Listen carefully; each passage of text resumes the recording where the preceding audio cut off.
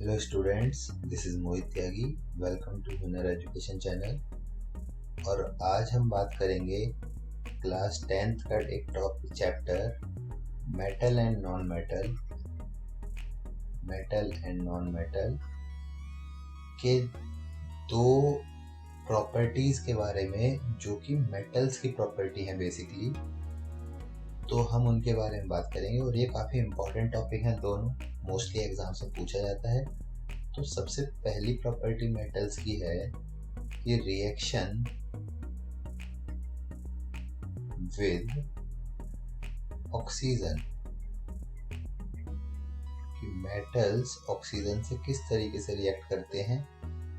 तो अगर मैं जनरल रिएक्शन की बात करूं, कोई भी मेटल, अगर मैं मेटल को M से डिनोट करूं तो मेटल ऑक्सीजन के साथ रिएक्ट करके मेटल ऑक्साइड बनाता है.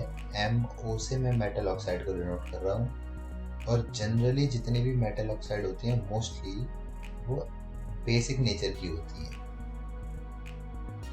इसका एक एग्जांपल, जैसे कि मान लीजिए अगर हम कोई मेटल लेते हैं, फॉर एग्जांपल मैग्नीशियम लेते हैं या कॉपर लेते हैं. चलिए, कॉपर को जब हम ऑक्सीजन से रिएक्ट कराते हैं तो वो कॉपर ऑक्साइड बनाता है CuO, कॉपर 2 ऑक्साइड भी बोलते हैं हम इसे, और इसे बैलेंस कर देते हैं तो यहाँ पर भी 2 और यहाँ पर भी 2.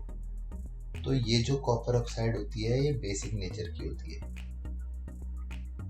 सेम तरीके से जबकि अगर कोई नॉन मेटल जब ऑक्सीजन से कंबाइन होता है तो वो नॉन मेटेलिक ऑक्साइड बनाता है, उसे शॉर्ट में मैं NMO लिख रहा हूँ, और वो जनरली एसिडिक नेचर की होती है.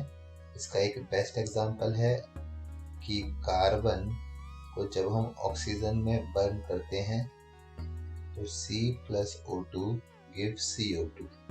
तो कार्बन डाइऑक्साइड जो होती है ये एसिडिक नेचर की होती है, एसिडिक ऑक्साइड होती है.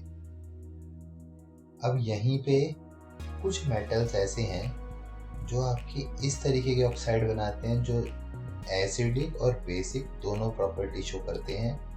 और वो प्रॉपर्टी जो है आपकी एसिडिक और बेसिक जो दोनों प्रॉपर्टी शो करते हैं, ऐसी ऑक्साइड्स को हम कहते हैं एम्फोटेरिक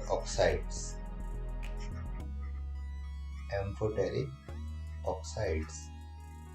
ये जो एम्फोटेरिक ऑक्साइड्स हैं ये ऐसी ऑक्साइड्स होती हैं जो एसिडिक और बेसिक दोनों प्रॉपर्टी शो करें और दोनों के साथ ही रिएक्ट करके न्यूट्रलाइजेशन रिएक्शन दे. तो जैसे इनका बेस्ट एग्जांपल है एम्फोटेरिक ऑक्साइड्स का एल्यूमिनियम ऑक्साइड Al2O3 और एक जिंक ऑक्साइड ZnO. मैं इन दोनों की ही बात क्यों कर रहा हूँ, ऐसे और भी होती हैं लेकिन इन दोनों की बात मैं इसलिए कर रहा हूँ क्योंकि ये 10th क्लास में CBSE में पूछा जाता है इनके एम्फोटेरिक नेचर को शो करने के लिए. तो ये एसिड और बेस दोनों की तरह रिएक्ट कर सकती हैं, तो दोनों से ही रिएक्ट करती हैं. तो सबसे पहले अब हम देखेंगे एम्फोटेरिक नेचर ऑफ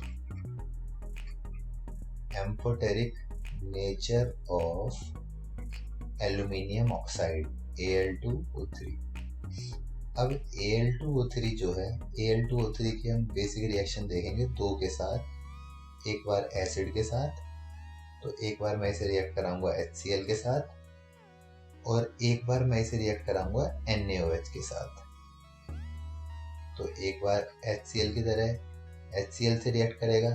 अब हमें पता है HCl एसिड होता है, तो जब एसिड के साथ ये रिएक्ट करते हैं तब एल्यूमिनियम ऑक्साइड बेस की तरह एक्ट करती है और ये बनाती है acid plus base give salt plus water. तो न्यूट्रलाइजेशन रिएक्शन होगी, तो एल्यूमिनियम ऑक्साइड जब HCl के साथ रिएक्ट करता है तो एल्यूमिनियम क्लोराइड सॉल्ट बनाता है AlCl3 और वाटर रिलीज हो जाता है यहाँ पर. तो ये एल्यूमिनियम ट्राइक्लोराइड ये सॉल्ट है एल्यूमिनियम का. अब ये रिएक्शन बैलेंस कर देते हैं, तो बैलेंसिंग के लिए यहाँ पर हम 2 लगाएंगे और HCl के आगे 6 लगाएंगे, वाटर के आगे 3 और ये बैलेंस हो जाएगी. वहीं पे अगर मैं इसी रिएक्शन को अब मैं एल्यूमिनियम ऑक्साइड को NaOH के साथ रिएक्ट कराऊं, तो अब हमें पता है NaOH स्ट्रॉन्ग बेस होता है, तो ये जब रिएक्ट करेगा बेस के साथ तो ये खुद एसिड की तरह बिहेव करेगी, एल्यूमिनियम ऑक्साइड। और जब एल्यूमिनियम ऑक्साइड NaOH बेस के साथ रिएक्ट करती है तो ये बनाती है सोडियम एल्यूमिनेट। सोडियम एल्यूमिनेट का फॉर्मूला होता है NaAlO2। इस कंपाउंड और प्लस वाटर यहाँ पे भी रिलीज होगा क्योंकि न्यूट्रलाइजेशन रिएक्शन हो रही है ये। इस कंपाउंड का नाम है सोडियम एल्यूमिनेट। Sodium aluminate. अब इस रिएक्शन को भी बैलेंस कर लेते हैं। तो इस रिएक्शन को बैलेंस करने के लिए NaOH के आगे 2 और सोडियम एल्यूमिनेट के आगे 2 लगाने से ये रिएक्शन बैलेंस हो जाती है। तो ये दोनों ही रिएक्शन ये शो करती हैं कि एल्यूमिनियम ऑक्साइड एक जगह आपका एसिड की तरह बिहेव कर रही है और एक जगह बेस की तरह। सेम तरीके से एक हम जिंक ऑक्साइड का रिएक्शन एग्जांपल और लेंगे। तो जिंक ऑक्साइड की जब हम बात करें तो अब हम यहाँ पे हेडिंग डालते हैं एम्फोटेरिक नेचर ऑफ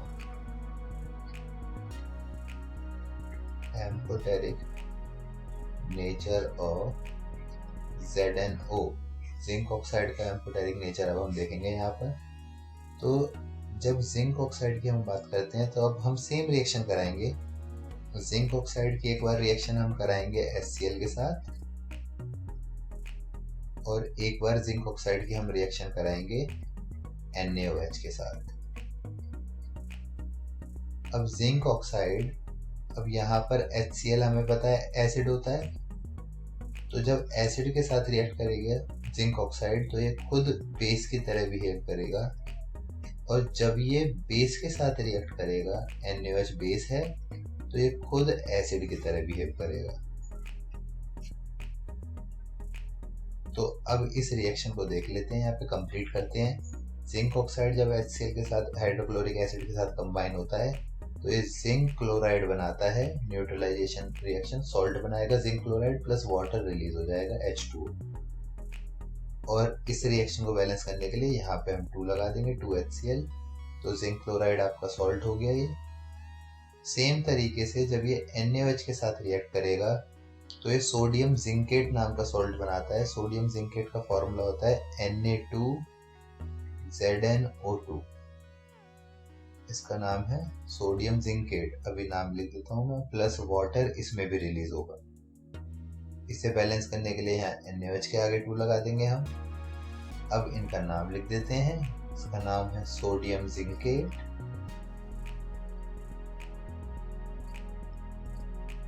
और ऊपर वाले का नाम है जिंक क्लोराइड।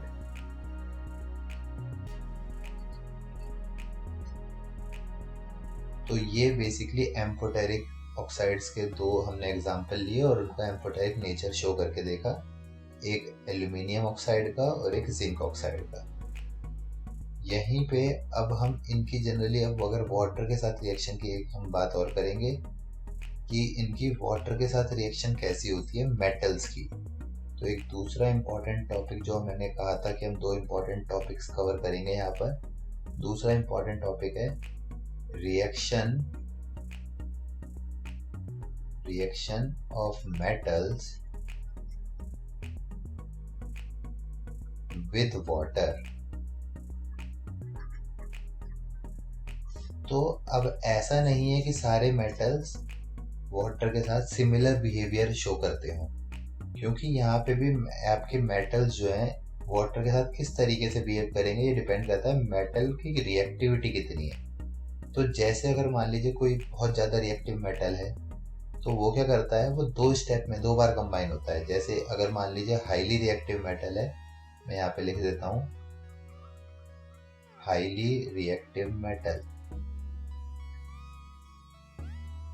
तो हाईली रिएक्टिव मेटल, तो अगर कोई मेटल है वो मेटल वाटर से कंबाइन करता है तो मेटल प्लस वाटर,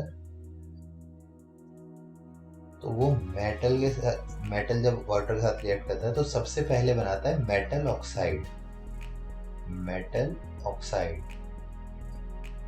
और प्लस यहाँ पे हाइड्रोजन गैस रिलीज हो जाती है, तो H2 रिलीज हो जाती है, H2। ये जो मेटल ऑक्साइड बनती है, यही मेटल ऑक्साइड दोबारा इस वाटर से रिएक्ट करती है, वाटर मॉलिक्यूल से। तो ये दोबारा H2O से रिएक्ट करती है और फिर ये मेटल हाइड्रोक्साइड बना देता है, मेटल हाइड्रोक्साइड। तो इसका मतलब अगर देखा जाए तो फाइनल प्रोडक्ट क्या बना? फाइनल प्रोडक्ट, जब भी कोई मेटल वाटर से रिएक्ट करता है तो ये दो मॉलिक्यूल ऑफ वाटर से रिएक्ट करेगा, एक यहाँ पर जो मेटल ऑक्साइड बनाएगा, फिर ये मेटल ऑक्साइड दोबारा दूसरे मॉलिक्यूल से रिएक्ट करेगी तो मेटल हाइड्रोक्साइड। तो मेटल दो मॉलिक्यूल ऑफ वाटर से रिएक्ट करके मेटल हाइड्रोक्साइड बना देता है, प्लस हाइड्रोजन गैस रिलीज हो जाती है। अब इसका एक जनरल एग्जांपल अगर मैं लूँ यहाँ पर, तो एग्जांपल क्या हो गया इसका कि आपका सपोज करते हैं कि पोटेशियम मेटल है।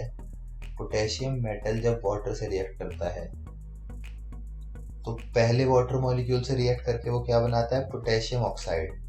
फिर वो दोबारा आपका क्या कहते हैं वाटर मॉलिक्यूल से रिएक्ट करता है, तो ये दो वाटर मॉलिक्यूल से रिएक्ट करता है और ये बनाया था potassium hydroxide KOH, plus hydrogen gas इसमें रिलीज होती है।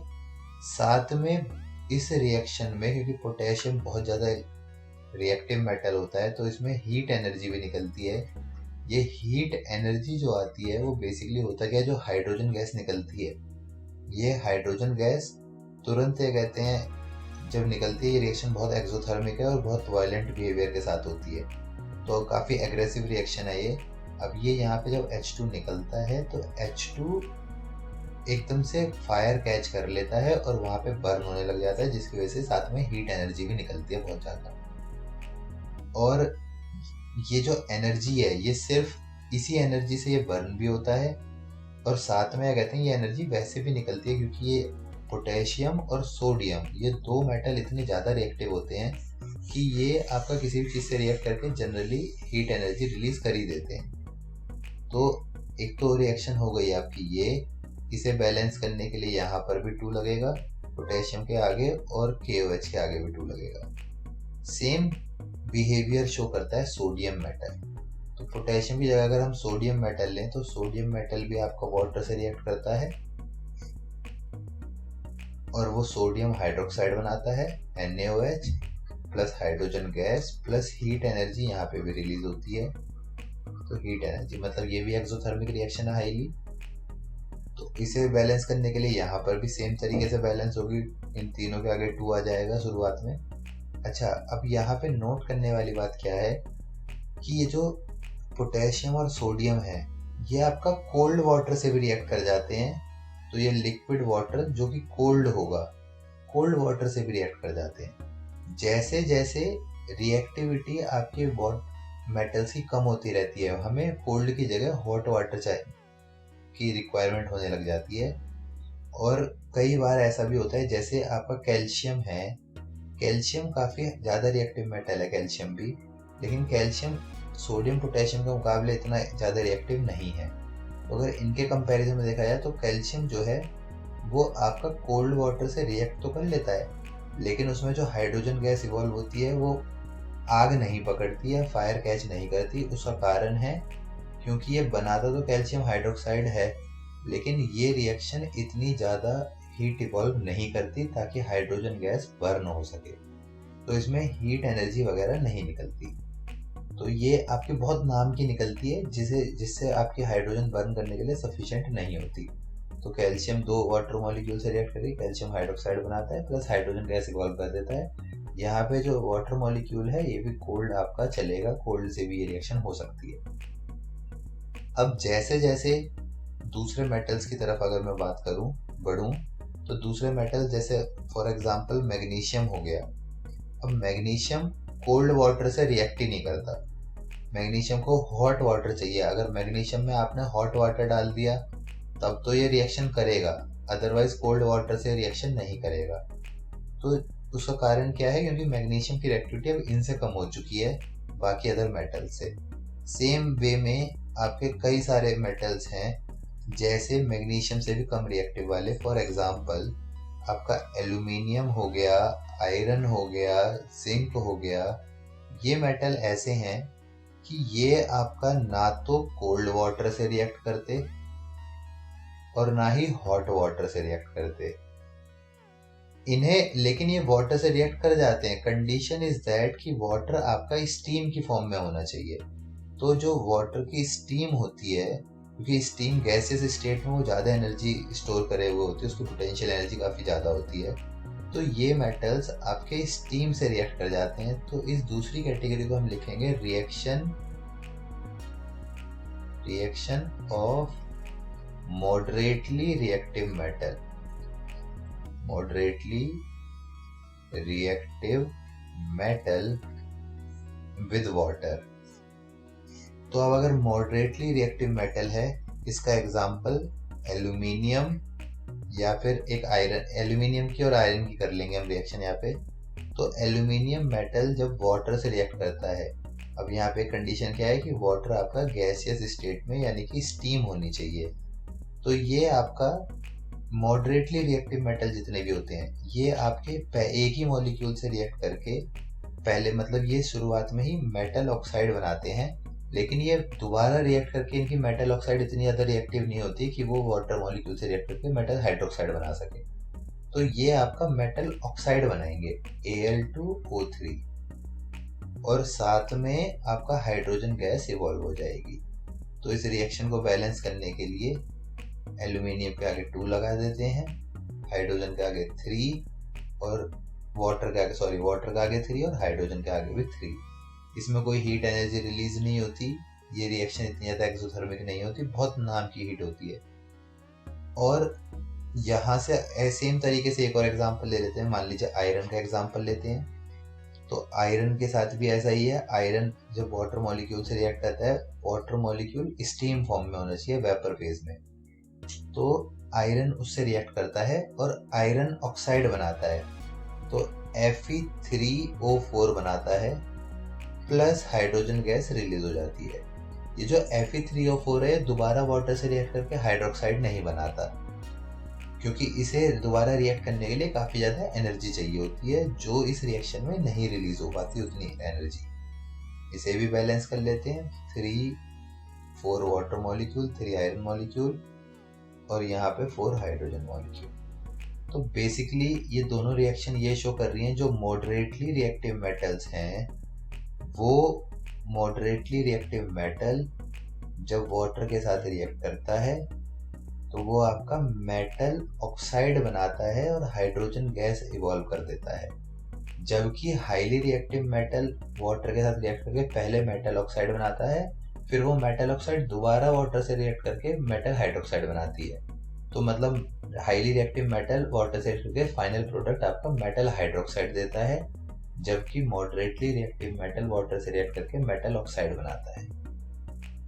अगर मैं इसके अलावा कोई लो रिएक्टिव मेटल की अगर मैं बात करूं, तो लो रिएक्टिव मेटल का एग्जांपल हो गया आपका, जैसे लेड हो गया, सिल्वर हो गया, गोल्ड हो गया, प्लेटिनम हो गया, ये आपके लो रिएक्टिव मेटल हैं। तो एग्जांपल जैसे अब यहाँ पे तो तीसरी कैटेगरी क्या है, लो रिएक्टिव मेटल।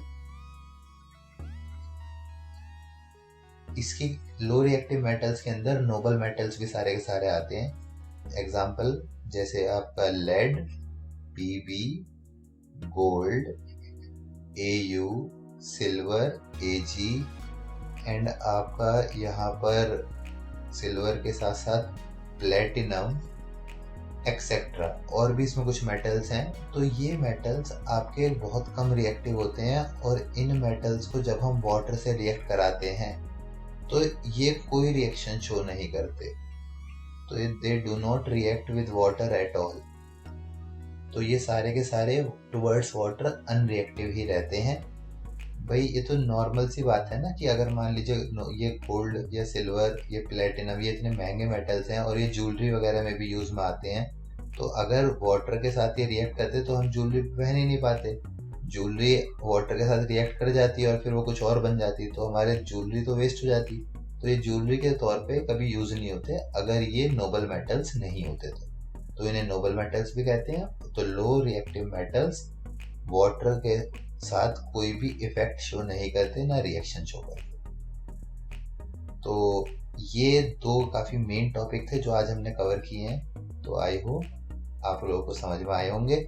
बाकी किसी क्वेरी के लिए कमेंट में हमें बताएं कि क्या प्रॉब्लम है आपको या कोई और टॉपिक आपको समझना है।